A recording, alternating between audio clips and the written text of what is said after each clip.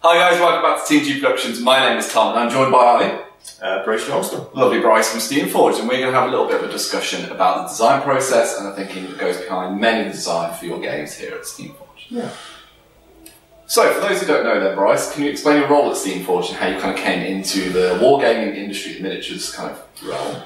Yeah, so I started playing miniature games when I was like 14 or something, and I went through various, like I played pretty much everything Games Workshop made for a while, and then got into Warmachine now, then Guild Ball when it came out, and then I knew Jamie Perkins through Warmachine, and he actually ended up getting in touch with me and seeing if because they needed someone, because I have an Ink degree, and they needed someone to kind of proofread and copy it and do stuff like that.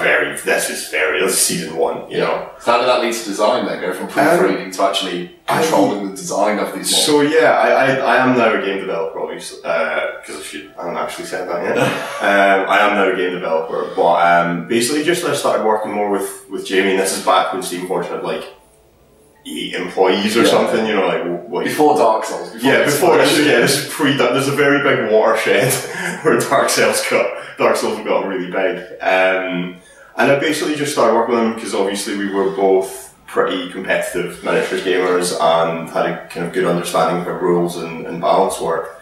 And then over time we just got kind of given more and more to do, and then over about a 6-month period we ended up basically taking on a development role. Did you get given like a tester role to try first, or was it just like, there you go?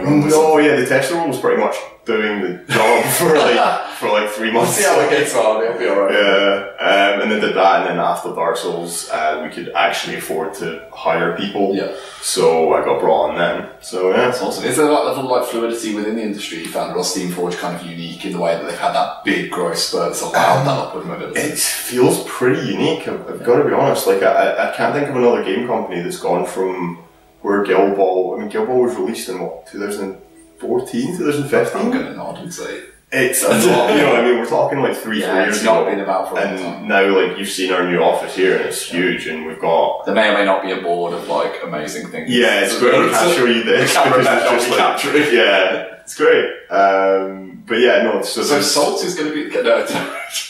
What? Yeah, but you've just scribbled that. Yeah, big letters. So it's very unique. Yeah, I certainly can't think of another company that's had that sort of growth, and I think Dark Souls is a huge part of that, obviously. But yeah, no, I can't think of anything that's had that level of growth in the space of like 3-4 years, you know. Yeah, fantastic. So how would you explain your kind of day-to-day role currently then? So day-to-day is a little bit awkward because the job can change quite drastically each day. Like some days you come in and it's like, right, we need a thing for this, and you're just sitting down writing up half a dozen Guild Ball models or 200 cards for a game, or you're making like a prototype for a game, or like a pitch for a game, and then other days you come in and you're just proofreading stuff for I see days like maybe a week where it's like flows that I imagine. Yeah, like it does ebb and flow. Like it's the other thing about development is some weeks you have absolute like nose to the grindstone working constantly every day. Like it's got to be done by now. It's got to be done by now. Like when you have deadlines, and then other weeks it slackens off a little bit because say like you've just sent a bunch of stuff away to the graphic design department, or you've sent a bunch of pitches away and you're waiting to hear back, and so yeah, it can vary very heavily actually from day to day what you're actually doing. Like some days are absolute constant proofing or constant like, right, I need to do 10 Guild Ball models pitches by the end of the day, and then other days you're like, I just need to proofread, you know, half a dozen documents. So the challenge there varies very much then as you go day to day. Yeah. Fantastic. So for those unfamiliar then, Bryce, what is the process of bringing a new miniature from concept to the table? So first off, if it'll either be a new guild, obviously if we're making a minor guild, or a new model, for instance, for like the Faithful. Yeah.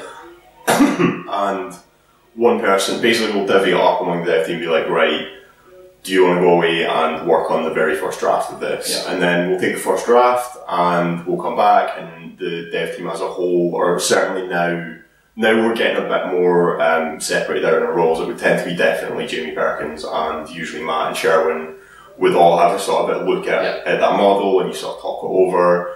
And sometimes the concept will change, sometimes it will stay the same, sometimes it will be thrown out entirely. And then once the concept is accepted, then you start going into Sherman, start writing the background for it, and you do a sort of balance pass. So like you go, right, the concept's good, but this rule seems really unwieldy, or this rule seems good, but actually like kind of a bit under, so let's bump it up a little bit. And is that before anyone's even put it on the table? Oh yeah. So that's just an early edition of this rule looks like it might do too much. Or more usually not enough, because it's always easier to bring a model down. So like there's points where people, and sometimes the playtesters will be like, this model is insane, this is so good, blah, blah, blah. And we're like, yeah, that's good, that's exactly what we want right now. Because we wanted to take this concept and push it up to not even 11, like 15. And go, right, so the concept works, but the execution is overpowered, so let's then bring it down. Whereas it's a lot harder to have a good concept of the model that's underpowered and bring it up. So then we'll have as I was saying, we'll have the pass kind of internally and look at the concept and do a sort of first balance pass internally.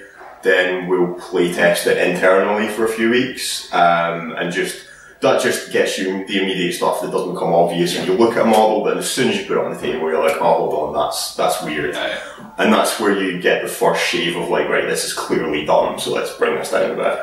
And then it goes to playtesters for a length of time, depending on how long it is. Like sometimes, if it's a model for an existing guild, the playtest is usually slightly shorter because you're not trying to find the edges, you're just trying to slot a model into an existing... Where it kind of goes. Exactly. Whereas with the new guild, you're having to define where the edges are first. Are your playtesters largely competitive players, or do you have a mix? Because I imagine when you're releasing a new model, you want it to be functionally crunchy, for want of a better word, for it to work really well, but I suppose you want to see how it works on the players who play once a week or once a fortnight as well. Is there that mix, or is it very much rules balanced? So we do have a quite good mix of playtesters, and we kind of deliberately have playtesters, some of whom are obviously very top tier, world championship players, and then we have other players who are and then that kind of we're talking about, they play once a week, or they don't get to, they don't have that level of experience. And it's really interesting because sometimes you get feedback back from one of the top class players and they're going, this is fine, lock it.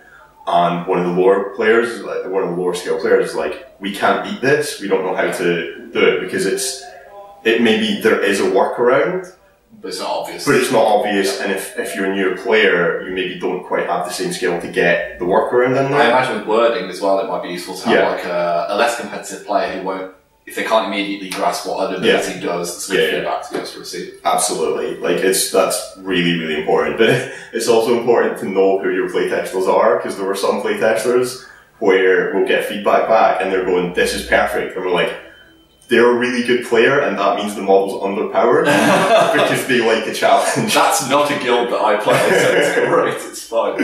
Are there any variations where concepts come from? So obviously we're mainly focused on guild board, you can bring in God tier or anything else that comes into it, but specifically with guild boards, you've mentioned that sometimes a player needs to fit into a team, or it's a brand new guild, but there are often times where, I don't know, say, Sherwin wants to add something into the story, or you've got a certain type of player within a guild and you want to put in something completely different. Is there any kind of different forms of concepts, or even something that's came from the community that has actually led to concepts coming through, rather than just being we want to add a new set of players? Do they come from other areas, or is it largely we want to add something functional to the game? It's largely, I'd say mostly it's, right, we're looking to do, we're looking to add X to these guilds, but obviously concepts can come from anywhere. Like obviously we've done the design a model stuff at SteamCon, and those are some actually really cool ways of getting ideas. And then sometimes like Sherwin or Matt will just have a really cool idea for the story, and they're like, right, so we're definitely doing vet chisel or whatever in Masons. Like we have to do that because that's going to be big in the story later on. I'm not saying vet chisel is, I'm just saying as an example. But someone like Brisket, for example, who's had several iterations. The story has always driven her, or has she driven the story? Brisket has definitely been one that's been driven by the story. And even the Union Chains, the events that you guys run for the community, I suppose you do have two concepts. It's kind of like, well, what are they going to pick? And go from there. And then we just burn the second concept. It'll never be seen. Everyone keeps asking, we're like, no, it's gone. Yeah, there may have been a few questions about what would happen to the losing guild. Are there any models that have changed drastically during that process? Or anything you can think of that you had an initial viewpoint of and then radically changed? Or something that, or even the opposite, one that at a very early stage you had it very clear and it just carried through and it kind of came out in that initial. So I imagine a lot of variation for a standard model. Yeah, there's not many core concepts I can think of that have changed too drastically, but what tends to change quite a lot is how you might envisage that concept working. Yeah. So, for instance, like I'll use the Navigator as an example. So we know they have the guild rule precise calculations where they all get rerolls. Originally, the guild rule didn't exist, and basically every model had its own kind of way of getting rerolls, and like some of them were rerolls, some of them were different mechanical ways of effectively rerolls. And that was one where, like, over time we kind of just were like, this isn't necessary, like, this could be much easier to just have this. Yeah, exactly, rather than kind of trying to, because precise calculations used to be the name of Windfinder's Legendary. Yeah. And it used to just be everyone gets rerolls within this bubble, and then we realised, like, they might as well just have it. Yeah, might as well have it, and then that makes it so much easier where you're trying to balance a guild, because rerolls are so powerful. Yes. That it's much easier to balance a guild if you're factoring that in all the time rather than factoring it in some of the time. How much of a decision was that? Because I remember a very early stage, it might have been Vengeance a couple of years ago, when Matt kind of out and out said for Guild Ball, rerolls was something that they like to avoid within the system. But obviously now we've had many different iterations of guilds and themes. Yeah. It is very well, you can see with navigators with their stats like their kick and attack and things like that. How much did you really focus on making sure that that was not too powerful? Yeah, because it's such a tricky concept. Yeah, that was the key thing. I mean, like the navigators actually did go through. They actually, more than most of the minor guilds, went through, I think, 3 or 4 distinct iterations because we just kept, like, the initial version actually was one where they were almost underpowered because we were trying to take that into consideration. And then we kind of did what I said and went, right, ramped everything up to 15 and then changed it, and then hit the point of going, we just make it a guild rule. Yeah. Then we can balance that in all the time and this works, and yeah, so it's part of it in reaching out into new design spaces, just that there is a lot in the game now, and especially when we're like, right, we want to add 11 minor guilds into the game, so we had to start sort of looking for design space that we hadn't explored with any other guild. How was that, seeing that on the board when that was announced, the idea of we're going to add minor guilds for every single one? We're going to go from, what was it, 12 factions to 24 or 26, whatever it becomes. It was heart attack. It was cool, actually. Like, it was a bit panic-inducing, but I think it's much easier with Guild Ball to go wide rather than deep on development, because each player is fighting for a slot in the 6, and so it's very easy once you get to a certain level of models in a guild to have a model that is just strictly better or strictly worse than another model. And I think we've managed to avoid that largely, and I think definitely when Season 4 comes out, you'll see we've tried to separate that out even further, but it's much easier, and it's a lot more fun actually to go, right, here's this concept that we've kind of had kicking around for a while that kind of doesn't fit any of the existing guilds, but it's a really cool concept. For like a minor. Let's have it. And it's a really silly concept type thing. And then that lets us explore that for a minor guild rather than trying to shoehorn it into an existing guild and just potentially expand that guild beyond the point where it's possible to be competitive with each of your choices, you know. So how does design actually differ then, Bryce, between game systems? So say if you've got Guild Ball and Gods here, is it a similar process from start to finish, or do they kind of diverge? So the actual concept, the actual processes of taking, you know, concept and then have a wider path, like a single person does a concept and then a wider pass, and then that expands out and then goes into playtesting, and then goes into like internal and then external playtesting. That's broadly the same. So the flow diagram. Yeah, the flow diagram's pretty similar. The main difference is in you have to consider what audience you're trying to aim the game at, because Guild Ball is a competitive focus game with a very tight rule set, and that we know is the audience for the game.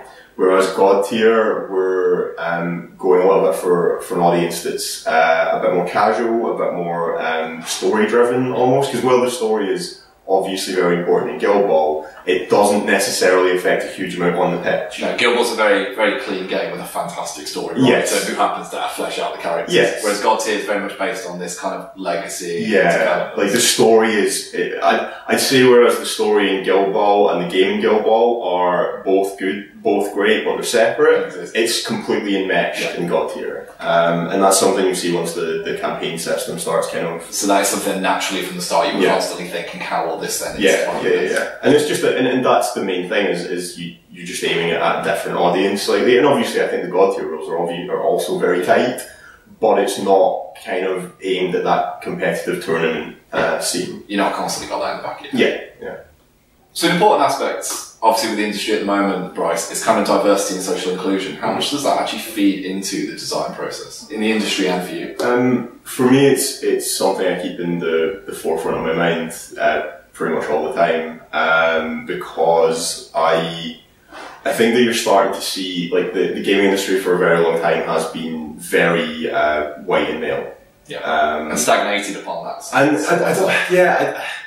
Stagnated is maybe the word. I'm not sure, but yes, and it's something that is so good. I think in the last 5 to 10 years, you've started seeing more women, more people of colour come into the industry, and I think that's just so great because there's so many voices there's so many people that are like nerds who want to be part of it, but haven't felt like they maybe can, like haven't maybe felt as welcome as they can. And I think that's a huge part of designing games, is going, well, here I want to make characters that represent everyone, not just the people that already play the game, because it's nice to have more people playing. You want more people. Yeah, you want more people to access the games, more people to play with. Yeah, and it's great obviously on a social level and just in general, more people playing games is good, but also on a much more capitalist level. On a human level. You're widening your target audience, and it's something I don't super understand when I see a lot of some of the backlash, because you're just literally widening the audience. For us, there's more people we can sell games to. Yeah. For ordinary gamers, there's more people to play games with. Yeah. So widening that target audience and making the game more accessible to people who don't traditionally play miniatures games is very, very important. You said that it's very much at the forefront of your mind with design. Steamforged is often kind of seen as almost leading the way in this through the characters that you see in Guild Ball, in God Tier. They are a diverse mix of races and personalities, and they often go against archetypes. Yeah. The rest of the industry is still going through this kind of growing pains with it. Is it a Steamforged thing, or is it just a kind of, we're getting there and it might take a few more years and we're kind of pushing through? I don't know if I definitely wouldn't say it's a Steamforged thing. So I think the industry as a whole is moving in that direction. I think we can be pretty proud of how we're doing at the moment. I think there's always space for improvement. Yeah. But I think if you look at a lot of companies, because there are now more and more companies out there which are female-led, which are led by people of colour, and it's good to, and it's something I try and do even just on Twitter, is just signal boost those companies, because that is it's a very hard industry to break into, particularly if you're not a white guy. Yeah. Do you think that's being replicated in the actual miniatures that we see now? Do you think you're starting to see games with increased diversity or increased backstory? It doesn't even have to be the colour and the race or the background, just the backstory and social standing of some of the characters. You haven't got the standard big hero with a big sword and big shield who's, my parents died from a dragon. Yeah. I think you are. I think you're starting to see, and I think it's partially because of those different voices coming into the genre. I think there's a lot more, because one of my favourite thing to do when you're writing a character is just mess with tropes. Yeah. Just take a trope of, like, take any trope you like and just change something about it, flip it.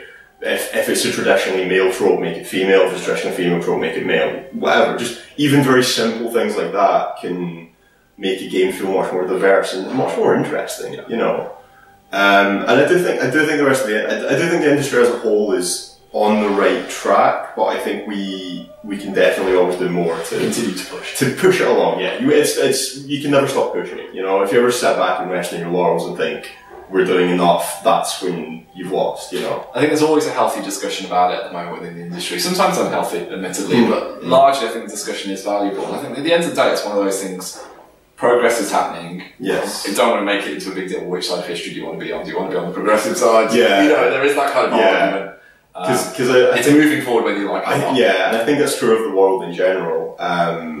A lot of progressive movements are seeing some backlash at the moment, but it is moving in the right direction, I think. Generally speaking, there are always backlashes, there are always reactions to it, but, you know, every year, every 5 years, every 10 years, it gets better. Yeah. I think just even gradually, you know. Yeah. But you look at it with gay rights and feminism and racism, it's far from good just now, but it's a hell of a lot better than it was 30 years ago, you know, and it's a hell of a lot better than it was 20 years ago.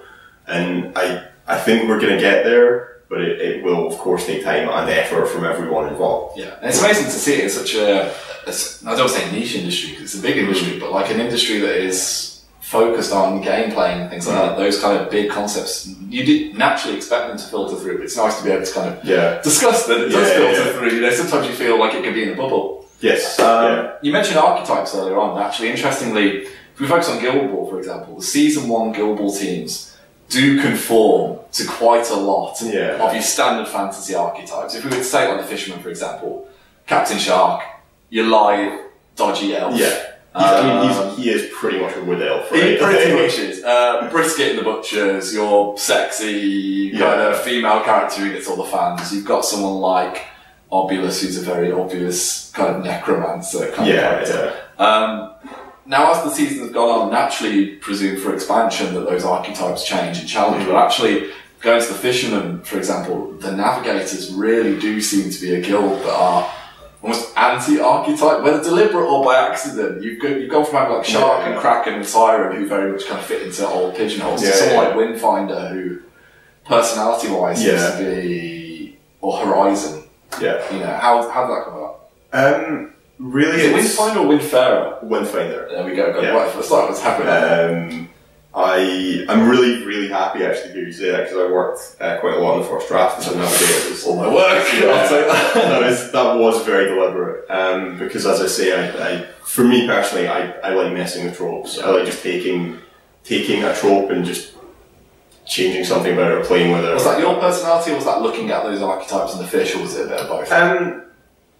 Bit of both, yeah. Was that my guild? You wanted to feel similar but different? And that's the core of my guild. Yeah, it should feel thematically similar but distinct enough that it's different. And I think you can see with the Falconers and the Ratcatchers already, that's pretty that we've hit that pretty well. And I think we've definitely hit that with the Navigators and the Cooks as well.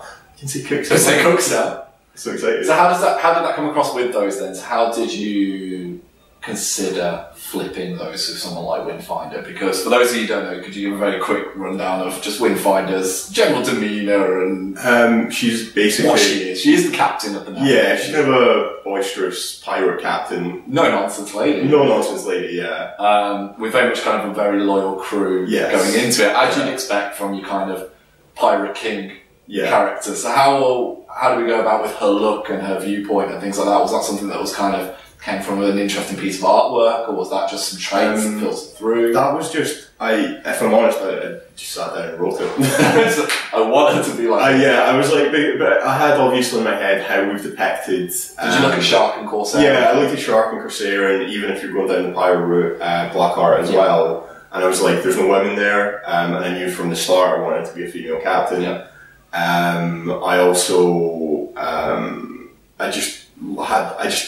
it's weird sometimes when you're designing a character, you just have that image in your head, and I wanted her to look like that, and I wanted it to be very kind of no nonsense, very kind of just staring at me. I'm like, well, that's the captain, you know what I mean? She's not going to be taking any nonsense from anyone. I was a little bit inspired by, I don't know if you've read the Gentleman Bastards series. No, I haven't. There's a female pirate captain in that. I just had that in originally. Partially, it wasn't based on that, but it definitely had that in the back of my head. And she's just a very cool character. It's a really good series of books, actually. I shall have to check that out. Yeah. Recommendations, not only just into I would also say that I know Sherwin and Matt love those books. So they would They have been a bit of an influence on the Guild background, like particularly the tone and the style as well. We've got other examples of that within the Guild. So, for example, like Horizon, who is, I don't want to call him weak, but kind of this very tricky character who's unpredictable.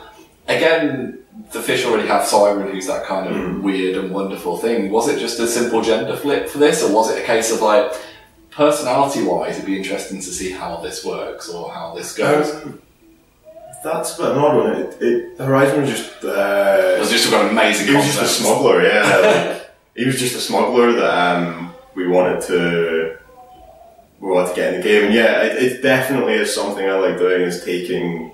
Or not just me, I'm talking about myself, but everyone likes it, is take those tropes... Again, take those tropes of like the tricksy, kind of generally female characters and just mess with them. And that was a big part. That was part of where Horizon came from. You can see a lot of the expansions, like the world map as well. I mean, for those who don't know, the Guild Ball map that we've seen so far is we've got it in an interview showing before. It's akin to World War One, post World War One Europe, and you can easily pick up. I'm sure the competitive Steamforged World Cup that has just happened, the Homelands Cup. You know which countries you're going to be representing. Yeah.